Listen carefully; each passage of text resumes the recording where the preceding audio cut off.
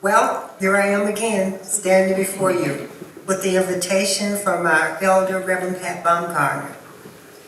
I'm honored and humbled to be here with the new message which I hope will inspire and invoke you into contemplation on your life and the world in which we have been gifted to be a part of. This morning, I will be delving into the verses of Matthew and Ezekiel that were read earlier, which uses allegory defined in Webster's as the expression by means of symbolic fictional figures and actions of truth or generalizations about human existence.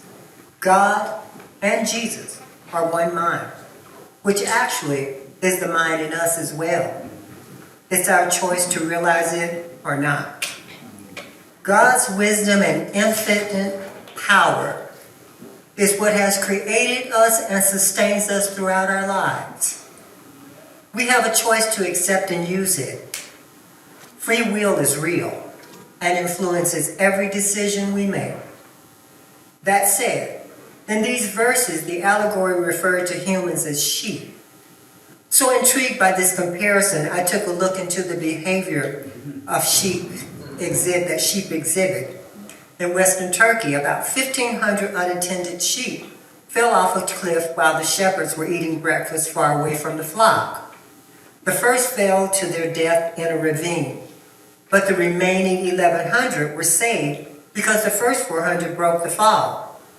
The first 400 sheep were a big, fluffy cushion for the other sheep.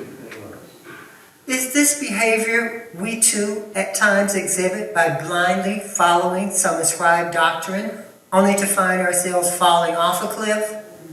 Some of us will remember our parents saying to us when we wanted to do what our friends were doing or wearing, "If your friends fall off a cliff, are you going to fall off also?" To comprehend why God compares us to sheep in the Bible, it is said that one of the most interesting characteristics of sheep is that they cannot defend themselves very well. God knew we needed a shepherd in our lives, an overseer, to guide and steer us toward a divine and true authentic path in our lives. But we must realize the true shepherd in our lives. More about shepherds as we parse out these messages more deeply. Jesus said in Matthew, when he saw the crowds, he had compassion for them because they were harassed and helpless, like sheep without a shepherd. I asked rhetorical, who is your shepherd? Most of us in society look to modern day shepherds, and there are many, some much more powerful than others. I won't go down the long list of these shepherds, many who have led a lot of man and womankind throughout history over a cliff. Some of the modern day ones are more than apparent due to the advent of modern media, who eliminate them in our lives constantly. We are bombarded with these so-called shepherds who are going to save the day, transform the ills of society into a utopia, but actually only into their own vision. Because most are little more than career-seeking individuals whose sole purpose is to foster their power and bank accounts. There seems to be little accountability to the unbridled, excusable criminal behavior that leaders commit. From lying to accepting perks without disclosures that are questionable all the way to using funds from the people who believed in their message but only fund their lavish lifestyles. Maybe these infractions have always been in the pantheons of the political arena and have only come to light because we are all under the microscope of electronic surveillances. In any case, it has always had negative consequences for most of the population. We are always veered away from the powerful transgressions by focusing on the inequities of blacks especially, but all minorities. I, as a black person and a minority, do not find comfort in hearing about the horrors and inequities of how we've been treated throughout history and today by pundits vying for the black vote or well-meaning whites.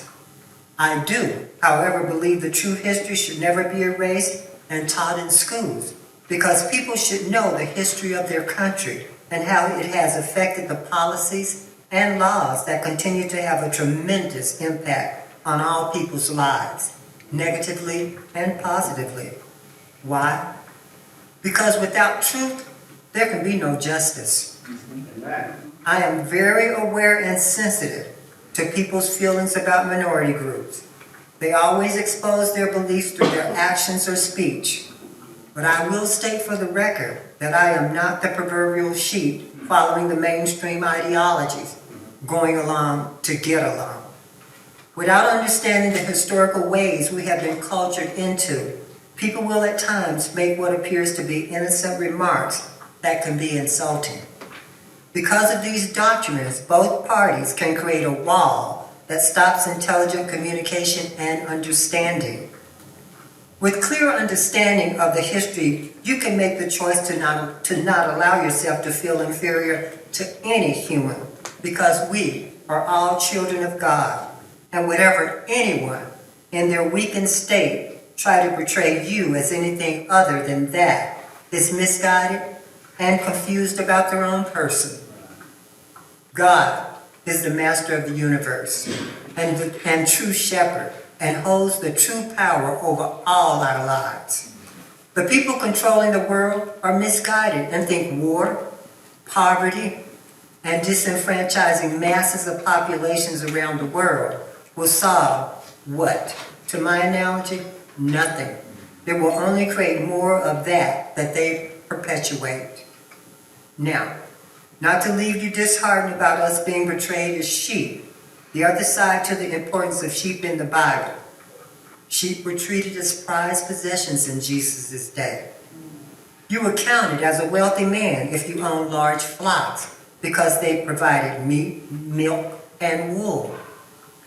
Though the Bible is filled with allegories and people referred to as sheep seems to be a premonition on how we behave today, God already knew we would behave in similar ways, the same way as predicted in these passages.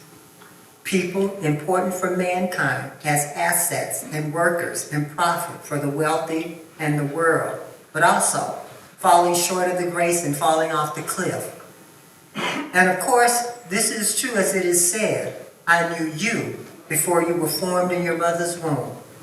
He also says in Ezekiel that I myself will be the shepherd of my sheep, and I will make them lie down.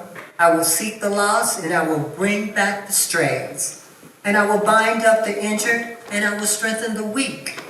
But the fat and the strong I will destroy. I will feed them justice.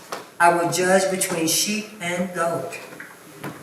It appears that God speaks to us in these esoteric ways to use our minds and hearts to interpret the messages in these passages. If you are lost, give yourself to the almighty power to seek solace in this promise. If you are injured, he will bind up your wound, and the idea of destroying the fat and the strong may be interpreted as prideful and stubbornness, which ultimately becomes destructive in its own hubris. God's message of sorting the sheep out has to do with how we emotionally and spiritually develop our relationships with this infinite power. We can choose to trust in this power, astray, and believe in the outward ideas of man who has his own formula of living based on modern ideas of seeking outward comforts in place of our spiritual-centered lives. Seek ye the kingdom of heaven, and all will be given.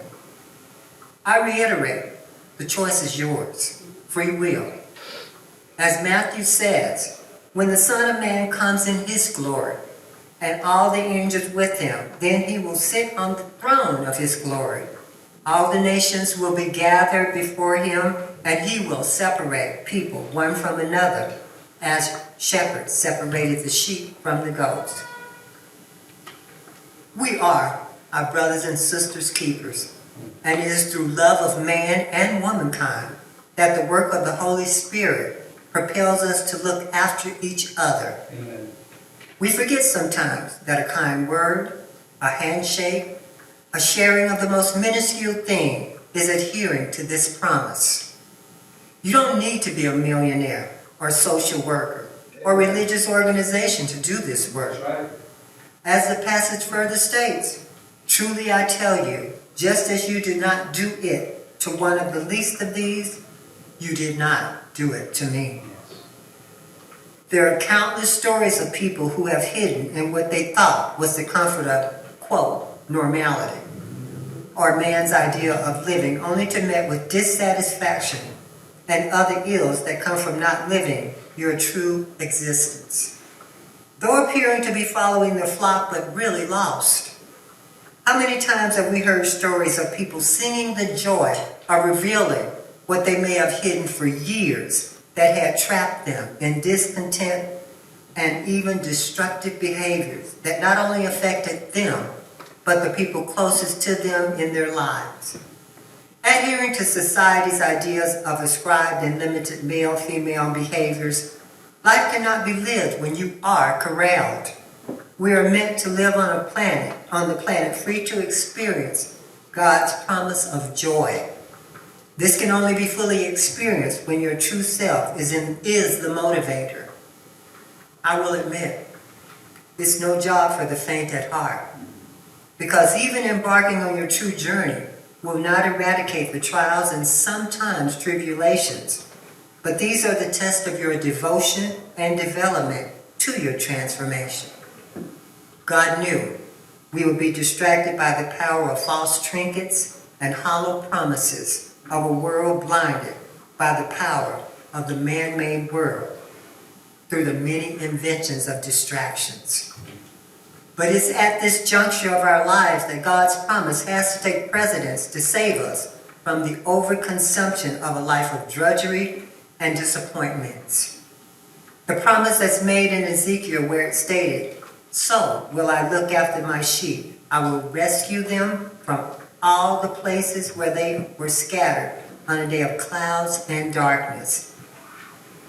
Let's unpack this. Where are we when we are depressed and wallowing in negative thoughts? Well, it's when we can't see past the clouds and sink into the darkness of our fear. But we have a choice to rise above these by adhering to the promise. We have control of our thoughts and the ability to push through to see the sunshine peeking through the clouds and darkness. As the sun rises, we too can rise into a life of treasures if we are willing to keep our minds on these promises. Do not take these words lightly. They can be your saving grace. Break away from the bonds that has entrapped you through dogmas of mediocrity. You are greater than you know. You were meant to soar in God's universe, a God that knew you before you were formed in your mother's womb. In these passages, God also states, "I will shepherd the flock with justice." Now we can all admit that justice seems like a long time coming when we see the magnitude of injustices that permeates the world. I believe this is because our lives are so minuscule to time in the universe. 1,000 or even 1,000,000 years is but a second in the universe. So we must never give up on truth and justice. An example of this is one of the Central Park Five, Yusuf Salaam. Runs for public office after being falsely incarcerated along with 4 of his friends for a crime that will forever be written down in the annals of history. Because the former president that needs not be named took out full-page ads to execute them even before they went to trial. This is what I mean when I said people will show you who they are.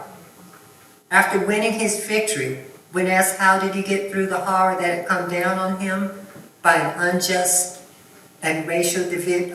system and racial division, he stated that through it all he kept his faith and never gave up on coming out of this horror. Can you say you have the same faith when you are confronted with trials in your life that are not even of this magnitude? I would hope to, but couldn't declare I could. Most of us work hard to carve out substance for our lives, working hard to provide through man's interpretation of success. These are powerful motivators that keep most of us thriving throughout our lives, but to what end? There are many who have worked hard through others' ideas of success.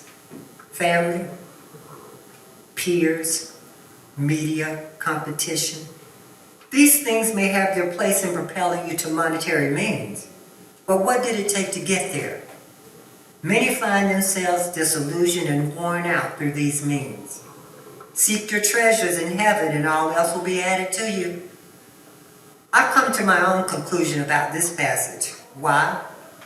Because we seem to think heaven is up there. But for me, it's here in your heart. A heart of peace, a belief in heaven that's within you. You're in a world where your life can be built. Be charged with good spirit.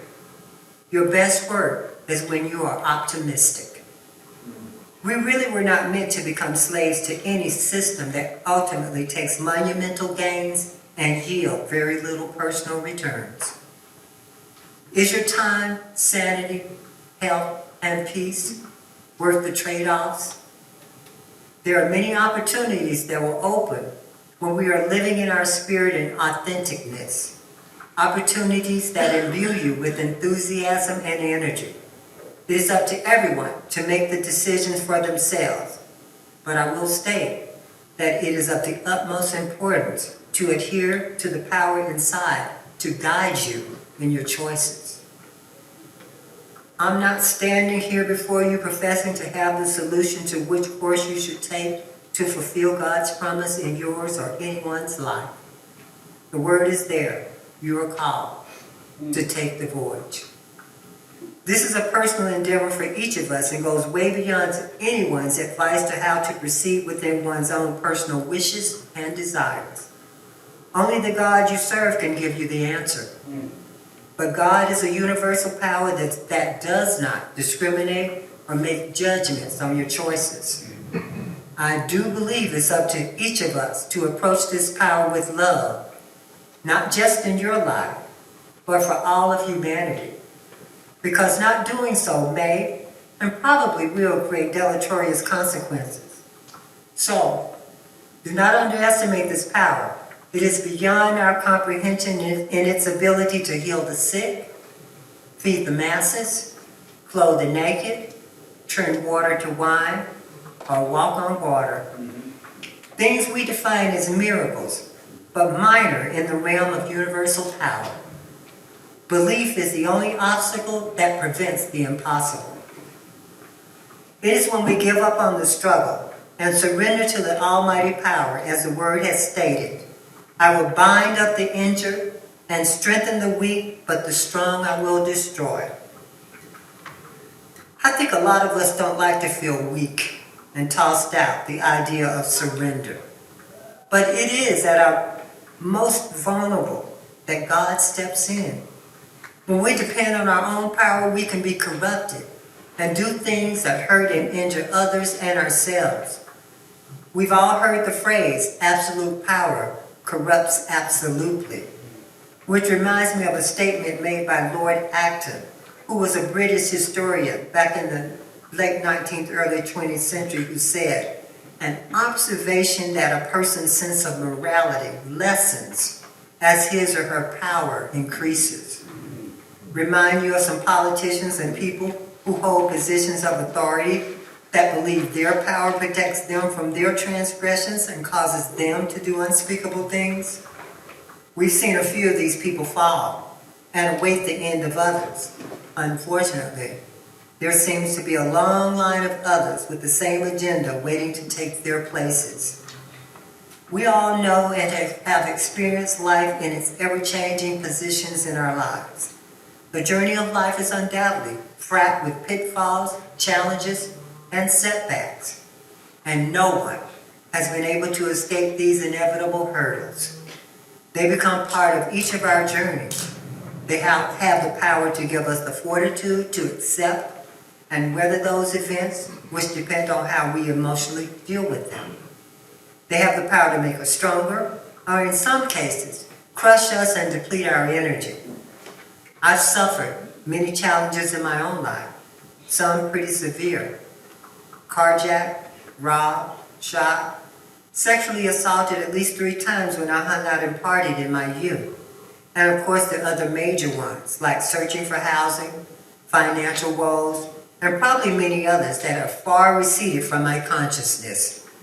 But I made a decision in all these horrendous events to persevere because I felt, not definitively knew, but felt my life was more than these challenges foisted upon me.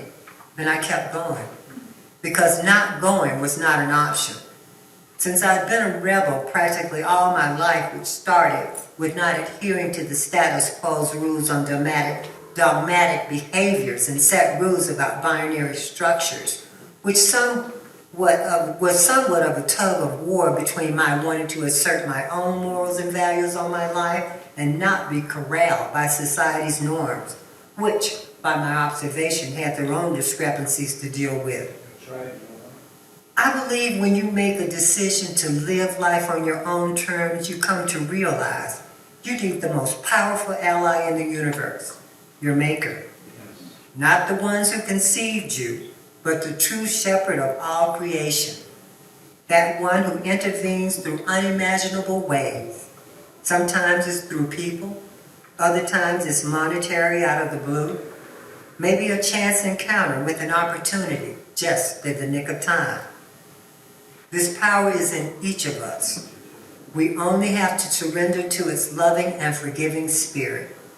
Maybe sitting dormant in your heart. Awaken it and watch the miraculous transformations. The Bible is replete with miracles, and Jesus makes it clear that the power in Him is also in you. Don't you want to be in that same company? What's your miracle? I bet you have one, or maybe a few in your life.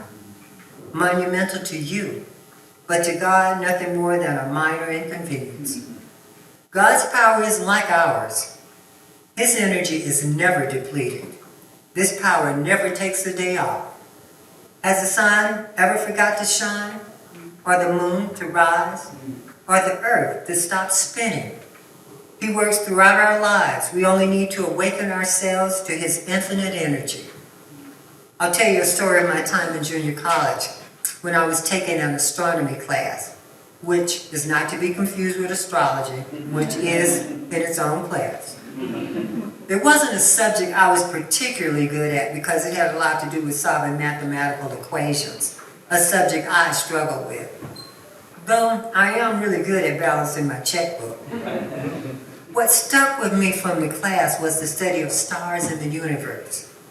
What astronomers found out is that there are giant stars, medium stars, and small stars. And in studying their longevity, they found out that stars that burnt out the fastest were the giant bright stars that burnt at enormous high temperatures. And the stars that had the longest burning effect were the small stars, which burnt at much lower temps. And the other interesting fact was that all the elements in the stars are in us as well. So I began to see myself as a small star burning at a low energy level that continues on the long journey of life. To put this in context on a human level, we are always pushed to compete with so-called success defined by the culture we live in. A rush to get to the brass ring of whatever we endeavor to undertake. And we see how working at feverish pace leaves us depleted and exhausted. I'm not advocating for laziness or giving up on dreams and ambitions. They charge us in our lives. But we will realize no award, degree, or obtaining large amounts of dollars is worth living in an ongoing stress that will, in the end, take away all the joy of enjoying the rewards and monetary gains. Because once they're received, the joy depletes quickly, as anyone who's been gifted with awards have encountered. In Matthew, it is said, "Inherit the kingdom prepared for you from the foundation of the world." We have already inherited the kingdom. That was there before we ever come to the planet. Give up the struggle and allow all your dreams to materialize. No easy task, but well worth their reward. In our culture, we have seen many advancements in medicine, technology, travel, but more importantly, how has these things affected the society we live in? And it takes me to a writing of the Dalai Lama called The Paradox of Our Age. We have bigger houses with smaller families, more conveniences but less time. We have more degrees but less sense, more knowledge but less judgment, more experts but more problems, more medicines but less healthiness.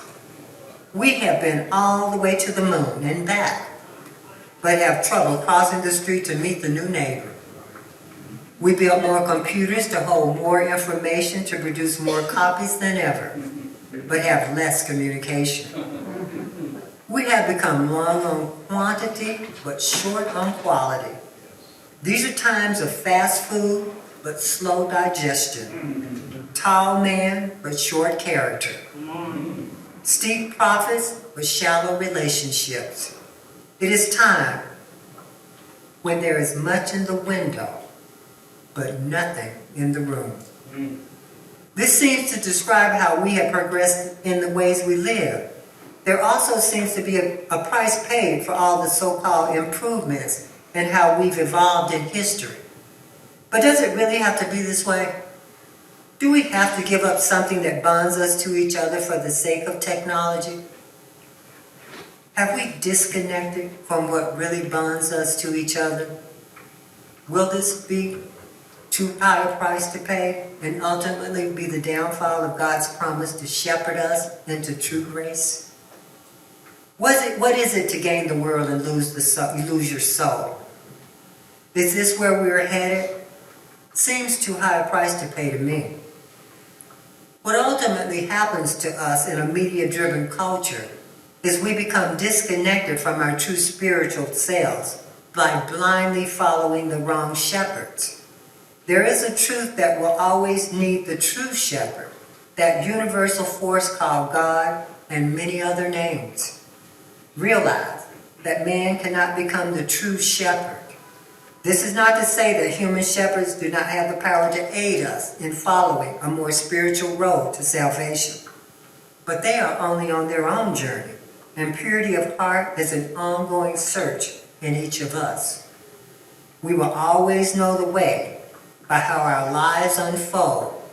When we feel joy and satisfaction coupled with optimism, we are on our road to freedom. This is not contingent on outside forces, though they can contribute to these feelings. But we are given these feelings through grace, and no amount of earthly things can contribute to a lasting life of happiness and joy. No filters or lights can take the place of the authentic self. We must not be distracted by the trappings of false idols.